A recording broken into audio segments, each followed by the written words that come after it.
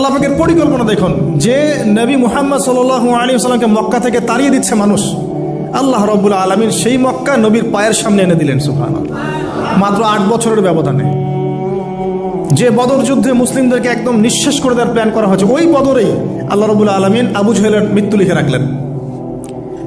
যে ইউসুফকে কুয়ায় ফেলে দিল তার ভাইরা, সেই ইউসুফকে আল্লাহ পাক সেখান থেকে রাজপ্রাসাদ, সেখান থেকে কারাগার, সেখান থেকে আবার নিয়ে আসলেন মিশরের পলিটিক্যাল পাওয়ার। আল্লাহর পরিকল্পনা। যে ইয়াসরিব একসময় ইহুদিদের দাপটের জায়গা ছিল, ওই ইয়াসরিব মুসলিমদের পরতলগত করলেন আল্লাহ পাক হিজরত করিয়া। বাদশাহ নাজাশী আবিসিনিয়ায়, আমি তো মালয়েশিয়াকে একটা আবিসিনিয়া মনে করি, এখানে মাশাআল্লাহ এরকম পরিবেশ আছে, শান্তিপূর্ণ ইসলামী পরিবেশ। বাদশাহ নাজাশীর এরকম পরিবেশ ছিল। বাদশাহ নাজাশী কিন্তু মুসলিম ছিল না, সে খ্রিস্টান ছিল। তারপরেও নবীজি বলতেন বাদশাহ নাজাশীর রাজ্যে কেউ জুলুমের শিকার হয় না। সুবহানাল্লাহ। যদিও সে মুসলিম ছিল না, ওখানে